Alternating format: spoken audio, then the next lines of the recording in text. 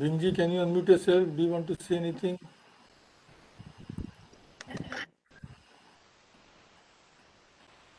Thank you, Swami. It was very, very good lecture today. I stayed awake for the whole lecture. Oh my God. So thank you very much, and I'm looking forward to next week. But Swami, one question I have: Sure. how come when I try to practice detachment, my family interpret it as I don't care? Well, why they interpret as that only they can answer. So I can only suggest that if they interpret it like that, you try to explain to them that being unattached does not mean not caring. Hmm. So, but why they misinterpret, they can tell you, and so I can only suggest that you try to explain to them. Because they show so much emotion. I don't show as much emotion because I accept the way the things are. Yes, that is the good policy. So you can just discuss with them uh, and try to come to a neutral ground. That's all I can say for peace in the family. Yeah. Okay. Thank you, Swami. It was very good. I'm looking forward to the next week. Thank you so much. Thank you. Narinder ji, Enjoyed your talk. It was very nice. What is I think in order to eradicate all the suffering, you may have to train the mind. yes, of course. If you shut your mind, then the suffering will go away. Training does not mean shutting. Training does not mean shutting.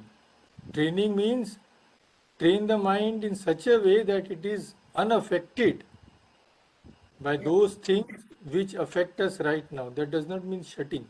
Okay. I understand. Yeah. Thank you very much. It was a very nice talk. I enjoyed Like it. shutting means if you say that you have to shut the body to be free from diseases. You cannot shut the body, you can make the body strong so that it is immune to diseases. Similarly, yeah, we have to make the mind strong. We have to make the mind strong. That's what I'm saying. That's what I meant, actually. Thank you. Thank you. Yeah. Mr. Oki, So, thank you very much for a nice talk.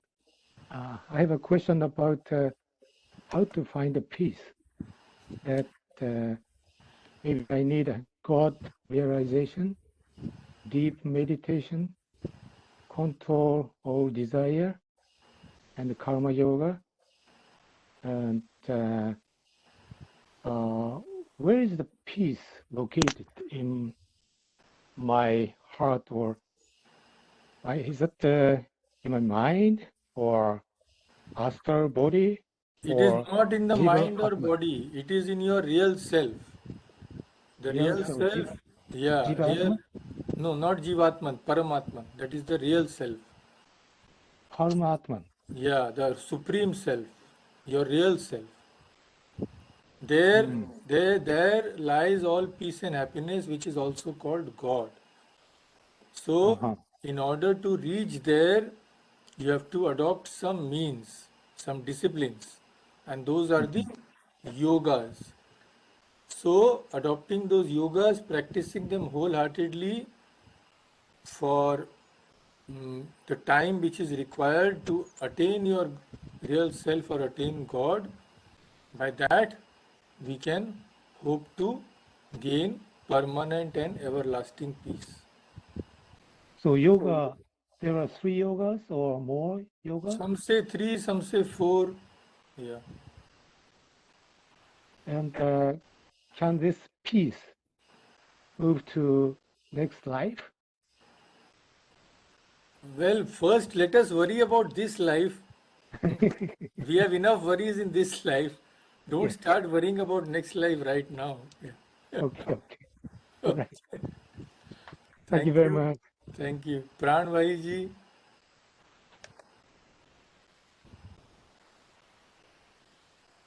Namaskar, Swamiji. Yeah, namaste. Wonderful talk and wonderful singing. And I really thank you for explaining why to detach mind from consciousness to get where all of us want to go, but hardly anybody can go. So thank you very much. Thank you. Purvidi and Adi Babu. Namaskar Maharaj, Namaskar. brilliant exposition of our ancient philosophy Shankar. Song was beautiful, Thank you. and also I observed some wizardry activity in the picture of Sri Ramachandra. Some what? Some display of very wonderful display of the picture of Sri Ramachandra. Yeah. Thank you. Purnam Yeah. Maharaj, Yeah. sure, wonderful talk. And well, this is just the introduction. Because how to do those things, the actual work. So that will be wonderful. And oh, the song was just unbelievable, out of this world. Thank you. So beautiful. Yeah, it's wonderful, beautiful, oh, full of devotion, love. Of course, your voice is so beautiful.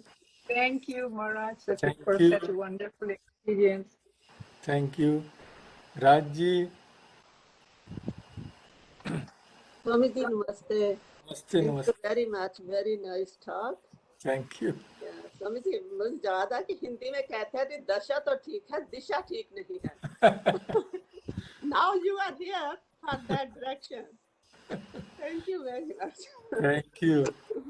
Yeah, समझते सभी हैं मगर कहाँ जाना है वो हमें मालूम नहीं है. There is a song in very old song. जाएं तो जाएं कहाँ. You must have heard that. Yeah. समझेगा कौन यहाँ दर्द भरे दिल की जुबां. Swamiji, namaste. Yeah, namaste. I was amazed to see that 2 lines of Sanskrit shloka of Sankarika. You gave such a huge, beautiful description of sufferings. I It did was give just it is by Vachaspati Mishra. But the I way did. you explained it was just amazing. It was Thanks. just very beautifully put together. And I think what I got out of that is this renunciation of the identification is the helpful thing to get over the suffering. Yes, but that is a very far thing, because that identification has so many layers and it has become so strong. So just by saying we cannot get rid of that. Long training. No. Yes. So that long training is the practical side of Sankhya, which we will study in yoga. Yeah. And then your this bhajan of Bhagwan Ram with the visual images was very beautiful. Thank you. The way it did, it was just amazing. Carried on to our Thank- prasad. Thank you. Thank you. Glad you liked it. Yeah. Thank you. So RP sir, are you there?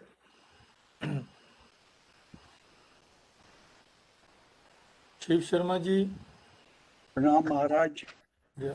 I have a question or a clarification. When you said there are 3 types of, the Suffering, causes of suffering. suffering, and they obviously all the sufferings are felt in the mind. Yeah, naturally. Yeah. So, the only way, and you also mentioned that one has to deassociate your chetana or consciousness from your body and mind to get rid of the suffering. Now, that is a very tall order. That is going to take Yes. many years because you have to be almost realized. I remember, I read Bhagwan Ramakrishna, he was suffering from a throat cancer, and then he will transcend himself, and people will say, you are in bliss. So what I'm saying is, makes sense. Correct. What you are saying is correct, and it is a tall order. Nobody says that it is easy. But that's right. It's going to take a lot of sadhana and a lot of learning, knowledge, and all that. Yeah. And your song was beautiful. Your talk was great. Thank you so much, and hope you are keeping well now. Yeah, I'm getting better. Thank you very much. Thank you. Take care. Yes. RB sir, you are unmuted now. Yeah. Oh, well, Swamiji, I don't know what happens. You know what I mean? This is a problem. No problem. Okay. Okay. Thank you very much. Thank you. And I think we'll have to kill our desire and don't get in a despair when the desire is not fulfilled. Correct. That's the simple way of to be happy here. Yes, but getting rid of desires is not so simple. Well, it's not very difficult either, actually. How much of desire we need? Well, it may be easy for you, but for me, I don't find it so easy. Thank you. Thank you, Swamiji. Thank you. So, Supriya ji.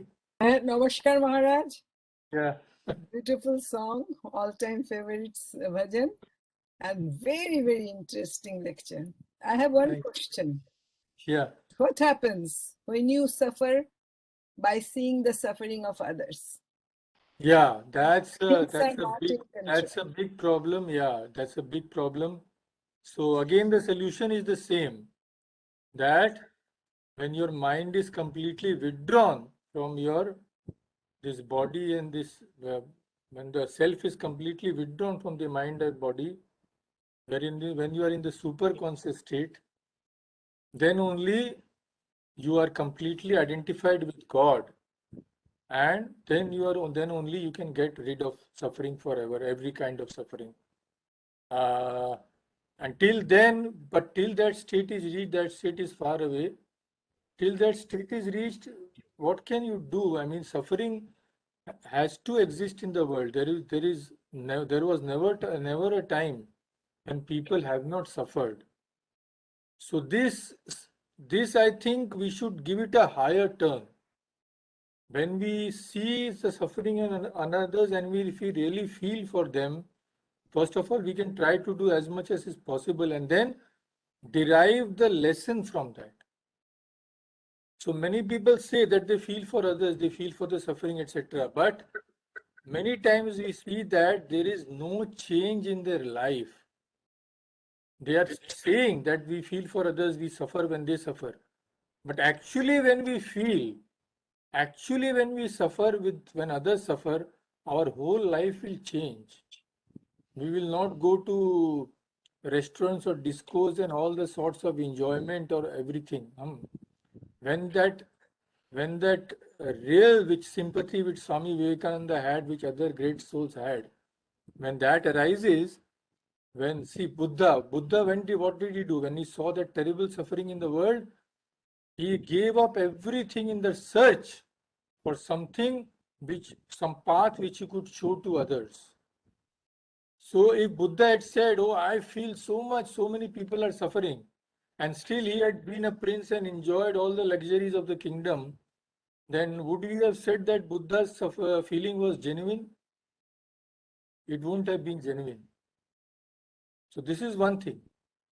First, when we see that people are suffering, are we really in sympathy with them? Do we really feel?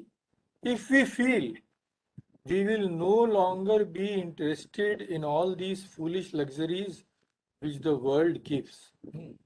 Our lives will change. Even if we don't become realized souls like Buddha and help them in that way, but that change has to be felt. It is not easy to describe. So this is the thing. And yes, that is correct. All those who feel for others, they do suffer. So two things, their lives are given a higher turn if they really suffer in that way. And secondly, we can see God in them and serve them as much as we can, so that our minds are purified and we are at peace to some extent.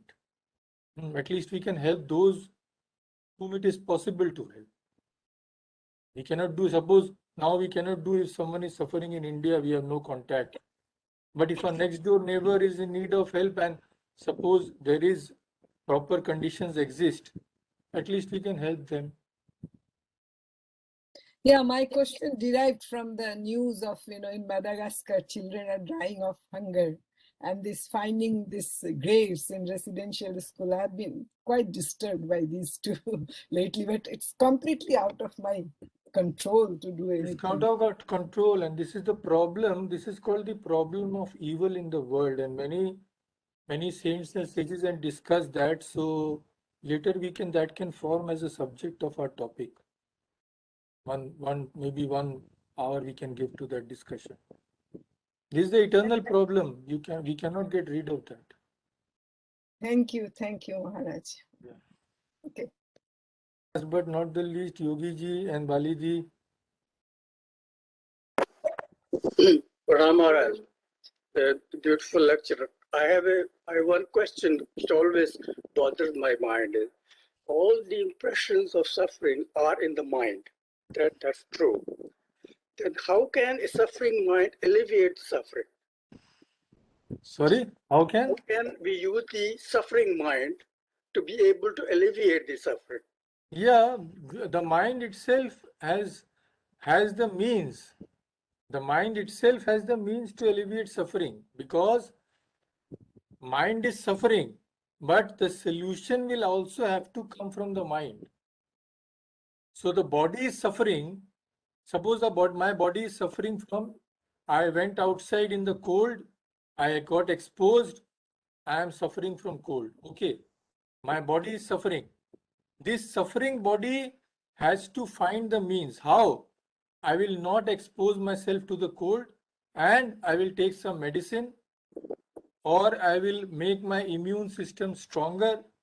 So the body, the suffering body, is also finding the way of removal of suffering.